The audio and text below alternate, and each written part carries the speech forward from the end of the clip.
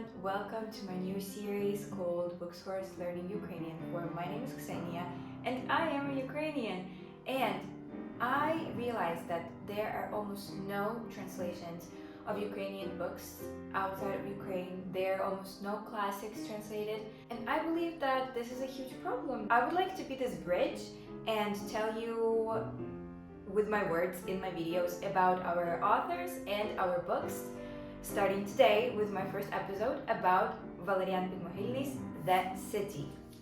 Today we are going to talk about a classic book written in the 20th century in 1928 by Valerian Pidmohylny, who is one of the most prominent writers of the Executive Renaissance, which is a generation of Ukrainian writers, activists, and scientists who were executed by the Soviet Union. And it was a big tragedy for Ukraine, which is also not talked about enough, and I'm going to try to relay all of this information to you. To tell you a little bit more about my series, Books Worth Learning Ukrainian For, I am an aspiring writer and I'm an avid reader, and I realized that there is also a gap in my understanding of our literature and decided to catch up on classics. This is mostly going to be my focus in my series, but we're also going to touch modern authors too. I'm going to pick a book each month, read it, and then going to retell the plot. I'm going to tell a little bit about the author and probably fill you in on the historical and political context of each book too, because our literature is really affected by politics and history still. And as you might know, Ukrainian history is really complicated, so you can't exactly expect everybody to understand what has happened since the beginning of our existence. So I'm going to try to make it an easy scope for you. Every mark, I am not a professional and I do not have any professional education. I have huge passion and I would love to give every work I'm going to talk about justice. All the resources I use in this video are free online resources, articles, research papers, anything I could find in free access, and also books and notes I made myself. This is the edition of The City I have right now. It has a really useful for me introduction by our literary analyst, I think, and critic, Vera Aheva, and I'm really grateful to have her kind of take on the city here because it helped me analyze it more. And I also will use some information from this book called Alive, interesting nonfiction book about Ukrainian writers, written by the son of a literature professor, and the information is kind of entangled together with his dialogues with his father. So it's really interesting, and I read the chapter about Valerian Pidmohylny, so I'm going to use the information from this book too. Some quotes that I use and some excerpts I'm going to present in this video are all translated by me using dictionaries. So if there are any, which I hope they are not, but if there are any weird things there, don't judge me. It was my first time doing this video and I'm pretty nervous. I'm excited, but I'm really nervous. I'm going to start, and thank you for turning this video on. And before we continue, please, can you put a like on this video and encourage me with your subscription to my channel to help me grow and continue my cultural advocacy online about Ukrainian literature. I would be really, really grateful for that. Valerian Pidmohylny was born in 1901 in what is now Dnipro region of Ukraine, which is at the east. One of the most prominent authors of the Executive Renaissance, which I already mentioned, and a brilliant translator from French and English to Ukrainian. His translation of The Picture of Dorian Gray is still available to read, and it's really interesting. So his first attempts to write were in school. He wrote for the school newspaper with a pen name Lord Leicester, which is a character, a thief from a German novel that was really popular at the time. So you can say that his first attempts to write were kind of like fan fiction, like we write now. I also started writing fan fiction at 11 years old. I mean, so under his own name, he wrote his first story at 16 years old. Told a tough question about two 17-year-old boys visiting a prostitute. The premise is really interesting. I'm not going to stop on that. Pidmohylny wrote a lot of short stories on different topics, and they depict a lot of key things happening in Ukraine in this really kind of disguised way, because his main theme of exploration in his writing was the human being, both our physical selves and our souls. In December 1934, he was arrested for... I need to read that. He was arrested for being part of a nationalist group of writers with terrorist intentions. Pidmohylny rejects his indictments and only concedes after a month of torture. He later gets sent away to one of the biggest USSR concentration camps. There he keeps working on his novels and translations. There he translates Shakespeare and Oscar Wilde to Ukrainian, but he can't keep up his work any longer and he gives up. Valerian Pidmohylny was executed by the USSR on November 3rd, 1937. He was only 36 years old, and he's accounted to have had 15 years of writing work, and he had done so much for our literature in his short life, and it makes me really sad to wonder how much he could have written and how much he could have done if he weren't executed, because 36 years old, he only kind of grew. It was the peak of his career. It will always be a great pain for everybody who cares about Ukrainian literature that most of our writers of that period were executed and didn't get the chance to grow and become established and renowned writers around the world. Today we're going to talk about The City, which is probably one of the most popular classics of the 20th century in Ukraine. It's really widely read and widely discussed. We also have this book in our school curriculum of the senior year.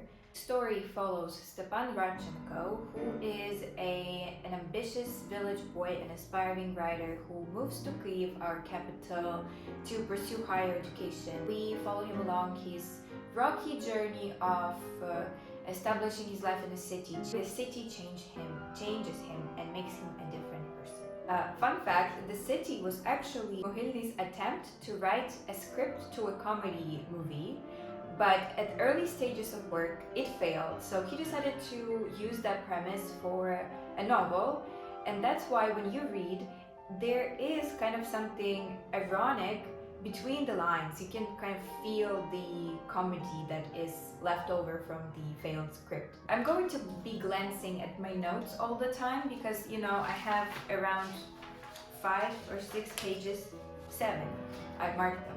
I have 7 pages of notes covering the retelling of this book because, as you can see, it's not exactly short and it's divided into 2 parts, follows 2 storylines.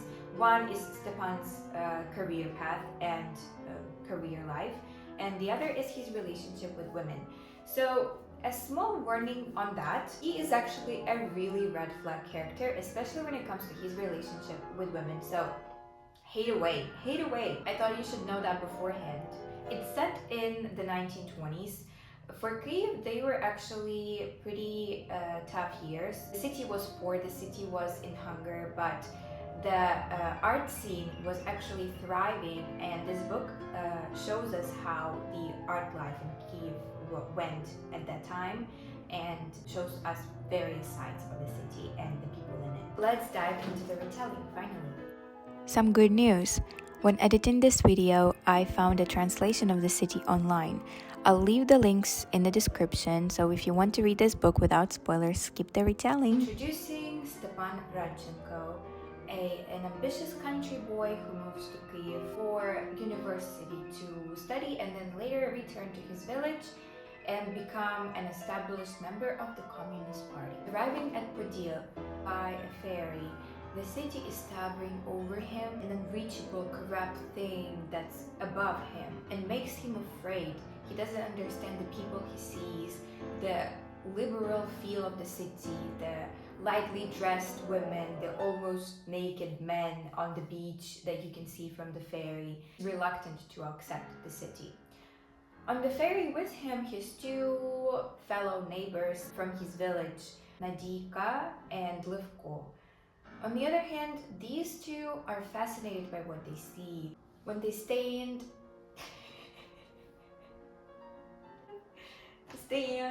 what was that? They stand by the railing of the ferry, their eyes light up at the difference from the village and the magical power of the city. In the mass of the unfamiliar, Stepan sees Nadika as if for the first time. When they were living together, she was a stranger to him. They didn't really talk much. He doesn't know her, but surrounded by all of these strange and unknown things, he sees her in a new light. He fell in love with her, and the previously unnoticed girl is now wants to date and have closer to his side. The city is not a welcoming environment for Stepan. He moves into a barn, the Hnidi family, which accepted him for free on a temporary arrangement. He can live in the barn and do their house chores. Trying to keep up with the rhythm, passing exams to enter university, making a living, and keeping up with Kyiv's terms is really hard for Stepan's provincial principles and his way of living before. He despises the life in Kyiv. He wants to go back to the village. He doesn't understand the city and its laws. He feels insecure and intimidated by Kyiv and by the life he has there. He's unhappy. I'm going to read out a quote I translated for you. In the twilight of the street, he saw some hidden trap. The gloomy splendor of streetlights, columns of bright store displays, the shining cinema were all wandering blinks of more. They beckon you, but damn you. I hope it was a great translation. I think it sounds really classy. To understand the urbanistic beauty of Kyiv, to catch up with its rhythm and blend in with the city residents, Stepan had to change himself, had to change the way he sees life, had to grow up, see the beauty, feel it, and join the creation of the beauty. Humiliation he feels, the troubles he's experiencing, he releases on the weakest, which is a symbolic also element in the story. The naive and head over heels Nadika, who Stepan started dating after his arrival to Kyiv. Stepan rapes her on one of their dates, excusing himself with, "If I didn't do it, someone else would." After a friend takes Stepan to a literary event and introduces him to the glorious literary life of the city, where there is a public reading and a discussion of a novel published in a magazine, Stepan gets inspired and decides he wants to write his own short story about his razor he used to buy himself out of prison in a civil war when he was a rebel. It's called The Razor. Then he gives himself a pen name, Stepan Radchenko. Stepan goes on studying in university, becomes one of the best students, spends his days buried in books, subjects, learning languages, learning math and science. He befriends the son of the D family, Maxim, and confesses that he couldn't find a place to live because he's poor, and finding a place to live in a city where you don't have endless money is kind of a perpetual thing happening still in Kyiv and any other city in Ukraine or else.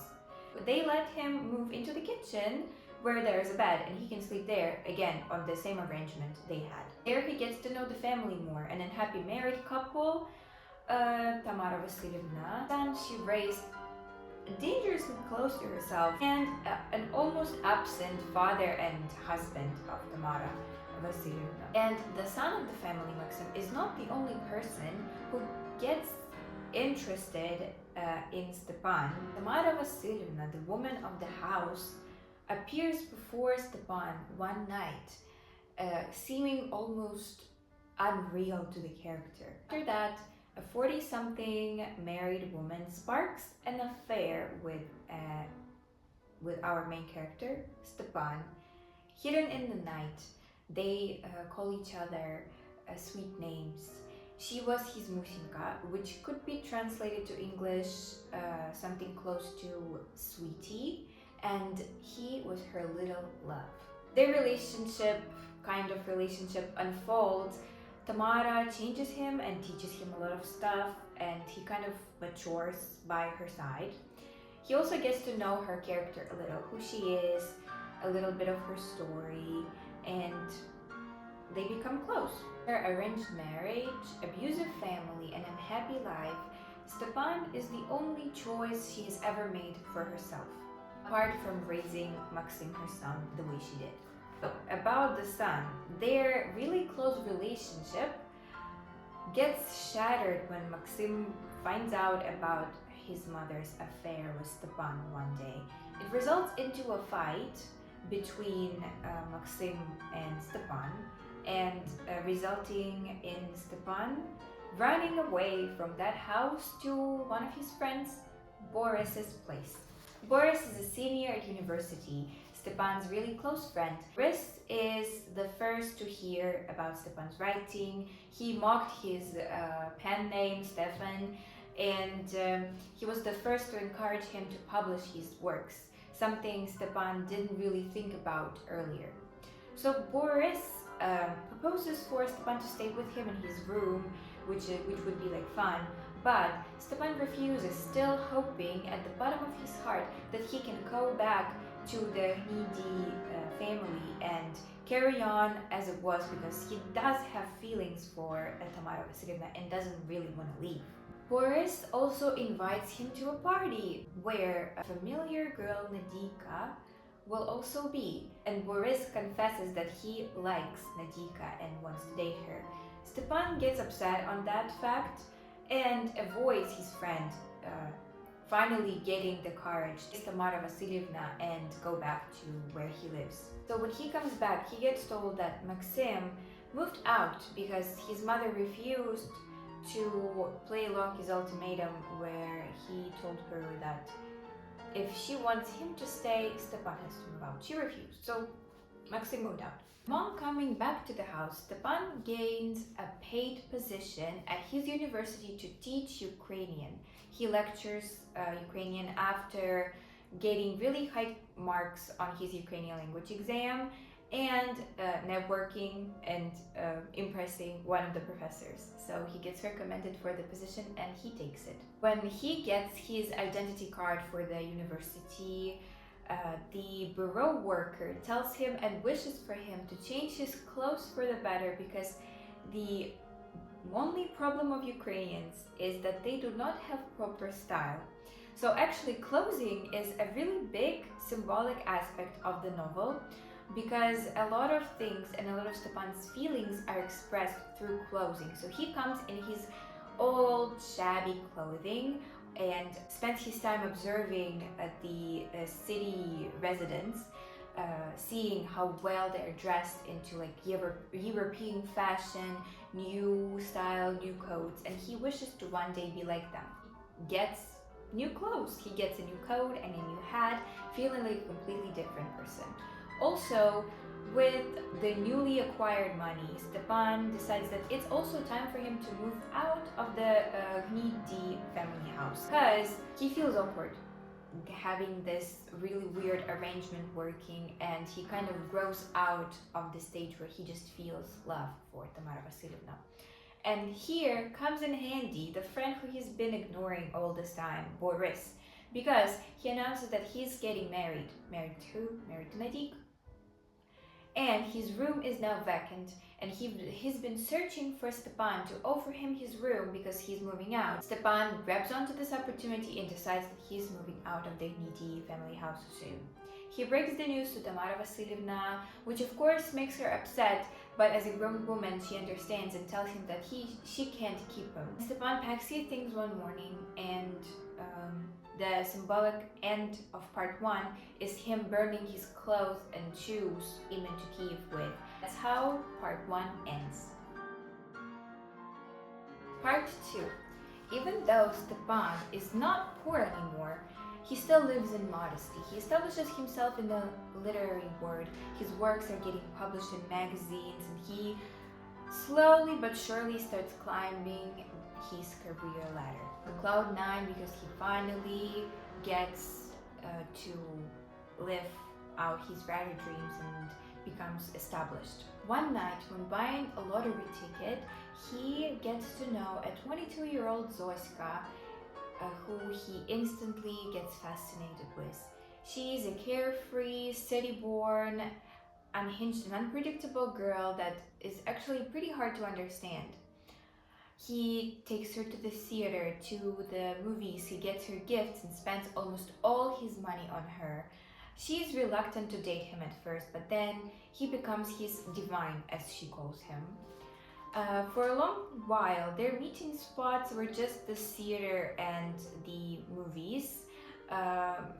She didn't give him anything but a kiss, but later, when their relationship progresses, they start meeting at her friend's room when it's vacant twice a week.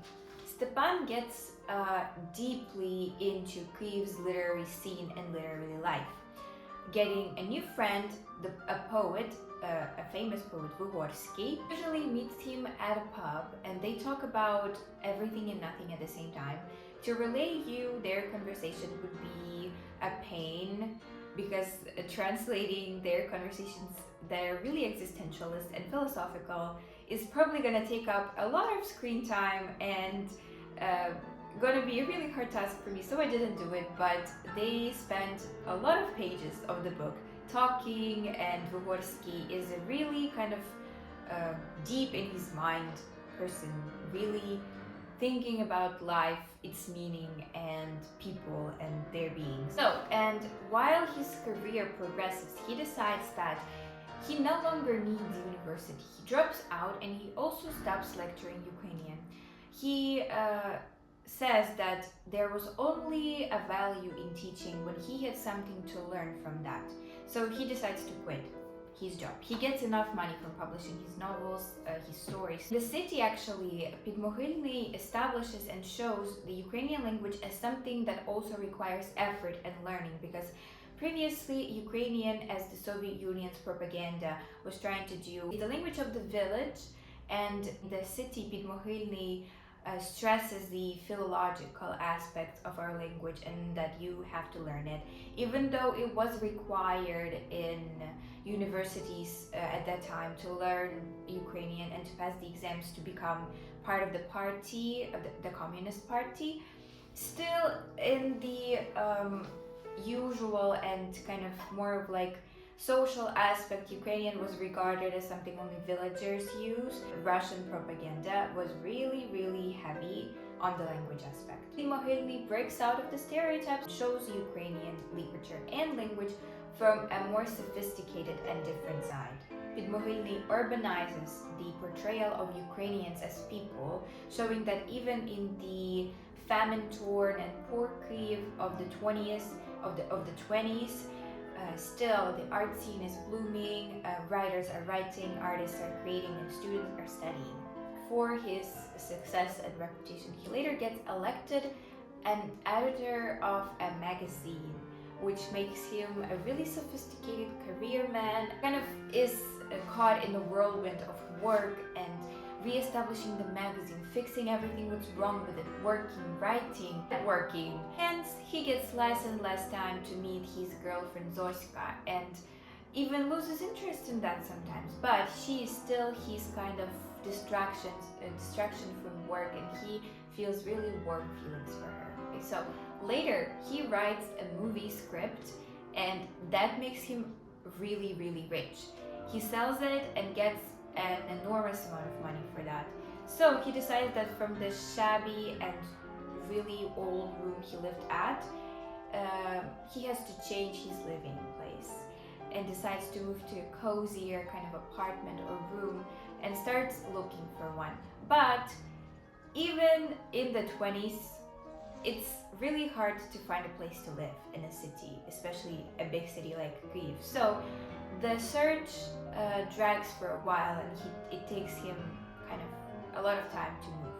So one night, probably overwhelmed by feelings and longing because he misses his girlfriend Zoska, he decides to propose to her, and when they meet, he spills his feelings to her and tells her that they should get married. She says yes without any hesitation and starts dreaming about kids, how they would live, how their apartment would look, and their kind of future routine. However, Stepan, the moment he exits the room, he's kind of like woken up and decides that he doesn't want that. He gets scared and decides that what the hell was he even thinking? He was a fool. He gets scared of the routine, of losing the love to marriage. So he decides on his way home that he will kind of end things with Zoiska altogether. Like, that's done, they're done. Stepan ends his relationship with Zoiska the next time they meet at a party.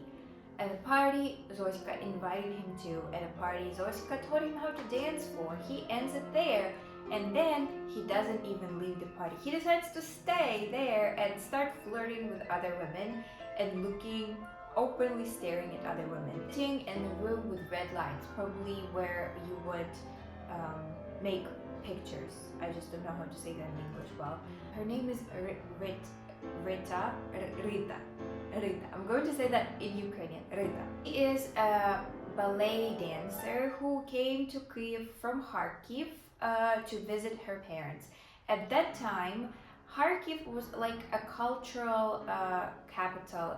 Writers, artists, and a lot of kind of active members of the society moved to Kharkiv. There were a lot of literary organizations, and people moved to Kharkiv for their careers. I'm actually from the Kharkiv region, which I'm really proud of. Kharkiv is 30 kilometers away from Russia, so life back home is not safe, and Russia does not let people live there peacefully now.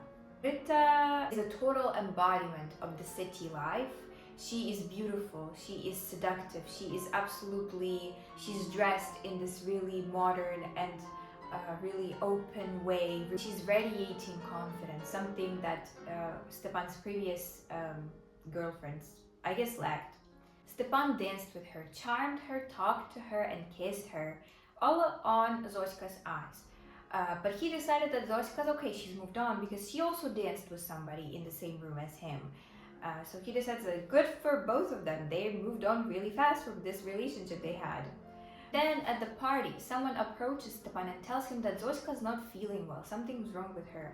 But he ignores that and just throws him some money and tells him to like call a cab or something and send her home, and kind of forgets about her at that time. And some time passes, and Stepan after that party gets inspiration to write a novel, not a short story but a novel about people, about life. So he rushes to start writing it and gets really inspired for that. Inspiration lasted him one day, and then he just lies around thinking all day. Suddenly a memory of Zoiska rises in his mind, making him regret what he said to her, making him regret breaking off their relationship suddenly, and he rushes to apologize to her, rushes to fix things between them, believing that what he did could be easily mended, because if she truly loves him, she had already forgiven him. So he decides that everything will be fine between them as when he sees her the next time. An elderly woman opens the door to her apartment. She tells him that Zoiska actually died. She got poisoned and died a couple of days or weeks ago. She committed suicide.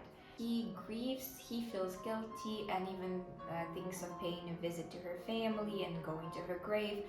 But instead of doing anything, he just moves on with a thought that you died for everyone, but you did not die for me.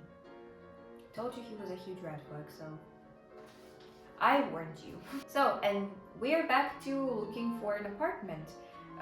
So it's been a while since he started looking for a cozier place to live, and finally the commissioner who was looking for an apartment for him shows up at his doorstep and tells him that a room is available at Novopechersky Lipki, which is a really prestigious neighborhood in Kyiv. Prestigious even now, so living there is kind of like a luxury. He gets a room there and decides to move in right away. He establishes there pretty well, he buys expensive furniture, and then he continues working and keeping up with his mundane work field days. His writing is actually stalled. He can't write his novel. He started it a little and then he just stopped. He feels bored. He wanders around the city looking at people and feeling pretty lonely. And then on one of the nights, he meets a prostitute. And then comes the scene where he gets really curious about the prostitute's story and pays her, goes with her to a room, and then tries to talk her into telling him and opening up her soul to him. But she kind of doesn't really want to do that. She tells him the usual things she tells every customer, and then kicks him out and gets angry for spending her time like uselessly, even though he paid. And he just leaves astounded, but with respect to the woman, because she is a person that you can't buy for money. Again, back to his mundane days, Stepan eats his lunch at Khreshchatyk Street, which is the central street in Kyiv. I hope you know it. And there he has a canteen that he frequents. He has his table there. And he goes there because it's on his route from work to home, so he can casually drop by. The food there is definitely not good. There he meets Levko. I don't know if you forgot about him because I think I mentioned him only once. His friend from the village. And he gets overwhelmed with nostalgia. His old friend is at the canteen.